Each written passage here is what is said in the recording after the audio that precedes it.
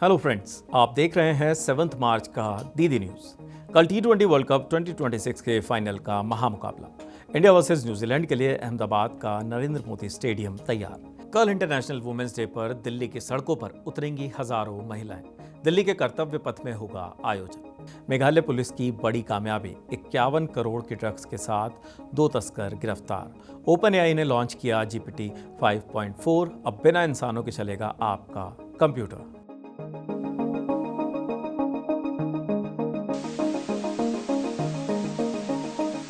देश की राजधानी को आज अपना नया गार्डियन मिल गया है। फॉर्मर डिप्लोमेट तरनजीत सिंह संधू बहुत ही सुलझे हुए और अनुभवी डिप्लोमेट रहे। उन्होंने अमेरिका जैसे कई बड़ी कंट्रीज में भारत के राजदूत के तौर पर बेहतरीन काम किया है। दिल्ली की पॉलिटिक्स और एडमिनिस्ट्रेशन को देखते हुए ये पोस्ट हमेशा सुर्खियों में रहती है। ऐसे में संधू से लोगों को काफ़ी उम्मीदें हैं। दिल्ली के विकास और गवर्नेंस को वो एक नई ऊंचाइयों पर ले जाएंगे।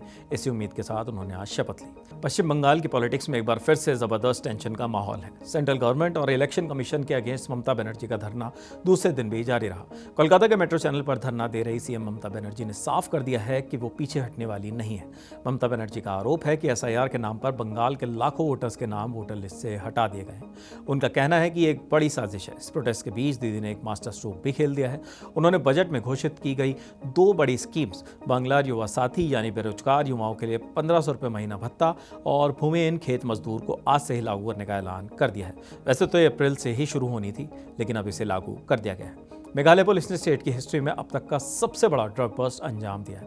एक इनसाइड इन्फो के आधार पर पुलिस ने करीब 51 करोड़ की इंटरनेशनल मार्केट वैल्यू वाले ड्रग्स जब्त किए हैं। अकॉर्डिंग टू इंडिया टुडे, यह ऑपरेशन न केवल मेघालय बल्कि पूरे नॉर्थ ईस्ट में सक्रिय ड्रग ट्रैफिकिंग सिंडिकेट के लिए एक बहुत बड़ा झटका माना जा रहा है। पुलिस की स्पेशल टीम ने पूरी प्लानिंग के साथ छापेमारी की और नशीली दवाओं की इस बड़ी खेप को अपने कब्जे में लिया।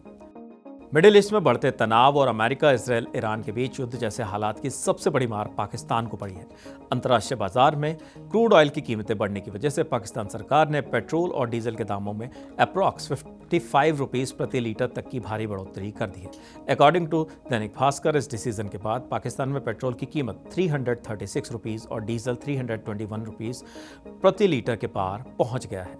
एआई की दुनिया में एक बड़ा अपडेट आया है। ओपन एआई ने अपना नया मॉडल GPT 5.4 पेश किया है, जो अब सिर्फ जवाब देने तक सीमित नहीं है। इस नए मॉडल की सबसे बड़ी खासियत इसकी ऑटोनॉमी है, यानी अब ये बिना किसी ह्यूमन इंटरवेंशन के सीधे कंप्यूटर का ऑपरेट कर सकता है। ये टेक्नोलॉजी कंप्यूटर यूज के कॉन्सेप्ट पर बेस्ड है। इसका सीधा मतलब ये है कि GPT 5.4 अब एक यूजर की तरह स्क्रीन देख सकता है, कर्सर मूव कर सकता है और टफ कमांड्स को खुद एग्जीक्यूट कर सकता है। चाहे वह सॉफ्टवेयर की कोडिंग हो, वेब ब्राउजिंग के जरिए डेटा कलेक्ट करना हो या फिर बैकएंड पर फाइल मैनेजमेंट का काम करना हो। 8 मार्च को अहमदाबाद के नरेंद्र मोदी स्टेडियम में इंडिया और न्यूजीलैंड के बीच होने वाले T20 वर्ल्ड कप 2026 के फाइनल से पहले पूरे देश में क्रिकेट के रंग में डूब चुका है। कल का दिन हर क्रिकेट फैन के लिए किसी त्योहार से कम नहीं होने वाला है। टीम इंडिया के बैटर्स फॉर्म में हैं और हमारे फास्ट बॉलर्स अहमदाबाद की पिच पर अपनी स्पीड का कमाल दिखाने के लिए तैयार हैं। वहीं दूसरी तरफ किवीज भी पूरी तैयारी के साथ लगे हुए हैं। उनकी फील्डिंग और डिसिप्लिन बॉलिंग से टीम इंडिया को बच के रहना होगा। कल यानी 8 मार्च को पूरी दुनिया इंटरनेशनल वुमेन्स डे मनाएगी। 8 मार्च को सुबह राजधानी दिल्ली की सड़कों पर हजारों महिलाएं एक साथ वॉकथन में हिस्सा लेंगी। ये वॉकथन एम्पावरमेंट और यूनिटी का बड़ा मैसेज देगी। इस वॉकथन की सबसे खास बात यह है कि इसमें किसी एक खास बैकग्राउंड की नहीं, बल्कि सोसाइटी की डाइवर्स फील्ड से जुड़ी महिलाएं शामिल होंगी। चाहे वो गवर्नमेंट ऑफिस हो, कॉर्पोरेट प्रोफेशनल, स्पोर्ट्स पर्सन हो या स्टूडेंट, सभी एक साथ कदम से कदम मिलाकर इस वॉकथन में हिस्सा लेंगे। कल के इस आयोजन के कारण सेंट्रल दिल्ली के कुछ रास्तों पर ट्रैफिक डाइवर्जन हो सकता है, इसलिए बाहर निकलने से पहले अपडेट्स जरूर चेक कर लें। डिजिटल दौर में बढ़ते स्कैम्स को देखते हुए रिजर्व बैंक ऑफ इंडिया ने एक बहुत ही गंभीर और राहत देने वाला कदम उठा लिया है। आरबीआई एक नया ड्राफ्ट प्रपोजल लेकर आया है, जिसका सीधा फायदा उन लोगों को मिलेगा जो डिजिटल फ्रॉड का शिकार हो जाते हैं। इस नए ड्राफ्ट के तहत अब डिजिटल फ्रॉड के मामलों में ग्राहकों को यानी कस्टमर्स को कंपनसेशन मिल सकेगा। अब बात आज की एनिवर्सरी की। आज हम याद कर रहे हैं महान गुरु परमहंस योगानंद को, जिनकी ऑटोबायोग्राफी ऑफ अ योगी आज भी लाखों लोगों का मार्गदर्शन कर रही है।